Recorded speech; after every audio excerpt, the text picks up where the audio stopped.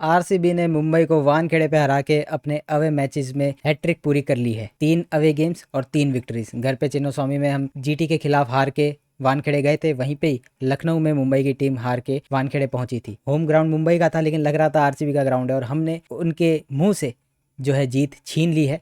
और बहुत ही ज़बरदस्त विक्ट्री आरसीबी की, और पूरा क्रेडिट जाता है जिस तरीके से हमारी पूरी की पूरी टीम खेली है। भले आप बात कर रहे फील्डिंग की, जिसमें 2 कैच छूटे, उस पर भी बात करेंगे, लेकिन ओवरऑल फील्डिंग आपकी टीम की। फिर जो बैटिंग करी है हमारे कप्तान रजत पाटीदार, किंग विराट कोहली, जितेश शर्मा, और बॉलिंग में जो सब ने अपने अपने आके ओवर्स चिप इन किए। एक समय लग रहा था कि आरसीबी के लिए मुश्किल हो सकता है, जब लास्ट के 4 ओवर में 13 की रिक्वायर्ड रन रेट थी और हार्दिक पांड्या और तिलक वर्मा, ऐसा लग रहा था कि हार्दिक पांड्या तो आज पोजेस्ड है, ये किसी को भी नहीं छोड़ने वाले। लेकिन जिस तरीके से फिर उनका विकेट आता है हेजलवुड के ओवर में, तो वहाँ से थोड़ी ठंडक मिलती है। लेकिन नमन धीर, उनके एक और कमान में तीर बाकी था और उसको भी लास्ट ओवर में कुणाल पांड्या ने चलता किया। कुणाल पांड्या ने आज के मैच में लिए 4 विकेट। एक ओवर तो काफ़ी महंगा साबित हुआ उनके अपने भाई के खिलाफ में, और बीच में 3 ओवर जो हार्दिक पांड्या ने पिटाई करी है प्रॉपर, वो सुयश, हेजलवुड और कुणाल के ओवर की, तो वहाँ से जो है गेम थोड़ा सा मुंबई के पक्ष में जाने लगा। लेकिन वहाँ तारीफ होगी भुवनेश्वर कुमार, जिन्होंने 2 ओवर में 12-13 रन दिया। अब आप कहेंगे 12-13 रन दे दिए, ये तो बहुत ज़्यादा रन हो गए, लेकिन जिस हिसाब से मैच जा रहा था, जहाँ पे 20-22 रन हर ओवर में पड़ रहे थे, वहाँ पे भुवनेश्वर ने 12-12 रन दिए। और यहाँ पे एक डिफरेंस आता है क्लास क्वालिटी का, जहाँ पे हम बात करते सिराज की। देखिए, विद ऑल ड्यू रिस्पेक्ट, अगर सिराज इस पोजीशन में होते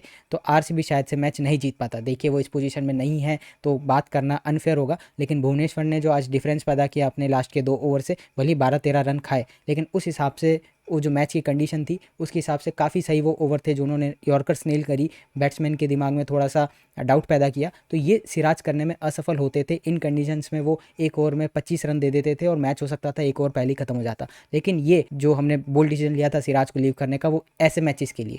और टीम चैंपियनशिप तभी जीतती है जब इस तरीके के रिजल्ट टीम ग्राइंड आउट करे। मतलब 14 में से आप 10 मैच अगर जीतेंगे तो उसमें से हो सकता है 6 आपके लिए बहुत ईजी विन हो, जो आरसीबी ने पहले 2 मैचेस में करी। लेकिन ऐसी जो विन्स होती है, एक टीम की एकजुटता बढ़ाती है और ये बताती है कि इस टीम में क्या एक्स फैक्टर है। मुंबई की टीम लगातार 2 मैचेस क्लोज हारी है और उनके पास अलग अलग कारण होंगे कि क्यों वो मैच हारे हैं। भले वो कैप्टनशिप भी आप कह सकते हैं, बॉलर्स ने ज़्यादा रन दे दिए। लेकिन वहीं बात करें मैच से पहले, तो मैच से पहले की क्या हवा थी? विराट कोहली बुमराह के सामने क्या करेंगे, विराट कोहली ट्रेंट बोल्ट के सामने क्या करेंगे। विराट कोहली ने कहा, भाई मैं किंग हूँ, मेरे पे तो डाउट कभी कर भी मत लेना। ट्रेंट बोल्ट आते हैं 2 चौके लगातार, बुमराह आते हैं छक्का लगाया। और बुमराह वो फ़र्क थे कि आरसीबी 240 भी जा सकता था, लेकिन आरसीबी 220 पे रुक गया, क्योंकि उन्होंने अपने लास्ट के 2 ओवर में सिर्फ एक बाउंड्री खाई, वो भी जितेश ने खोद के एक छक्का निकाल लिया था। नहीं तो उसके अलावा बुमराह की बॉलिंग जो है ऐसी लगी कि ये बंदा तो रोज़ ही क्रिकेट खेल रहा है, ये क्रिकेट से गायब कब हुआ था। तो बुमराह की क्लास अपार्ट थी।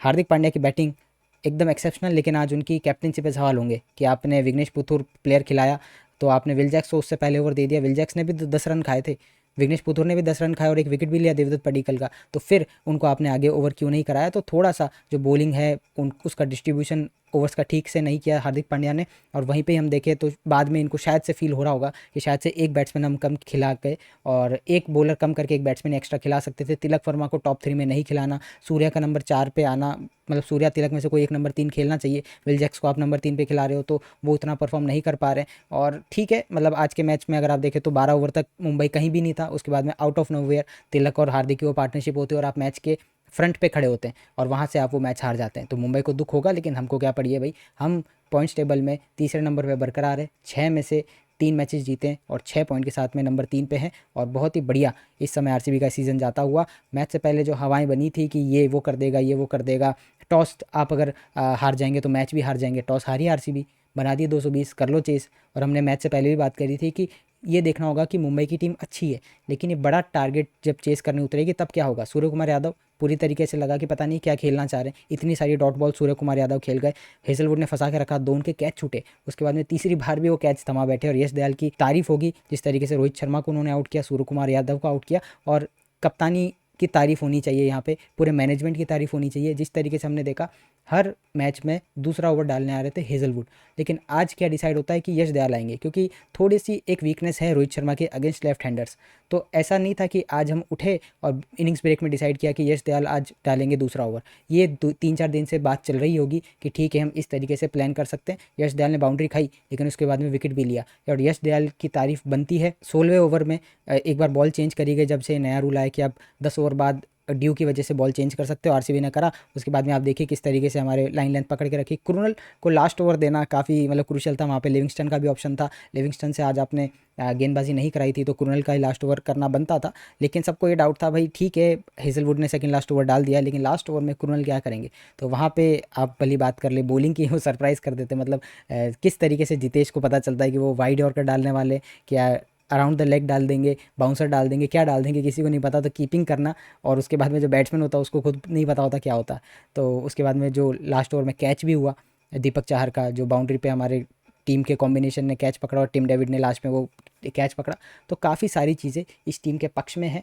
जो चीज़ काम नहीं करी वही उस पर अगर बात करें तो फिल सॉल्ट की वो अप्रोच कि भाई मारूंगा या तो मर जाऊंगा, तो उसमें आज वो मर गए पहली बॉल मारने के बाद में। और फिर लिविंगस्टन को उस जंक्चर पे भेजा जब टीम को वहाँ से एक्सेलरेट करने की ज़रूरत थी, लेकिन वो नहीं कर पाए। लेकिन जितेश शर्मा और पाटीदार की जो पार्टनरशिप थी बहुत ही तगड़ी थी। विराट कोहली ने जो स्टार्ट दी थी उसके बाद में उसी तरीके की एक पार्टनरशिप की हमको ज़रूरत थी मिडिल ओवर में।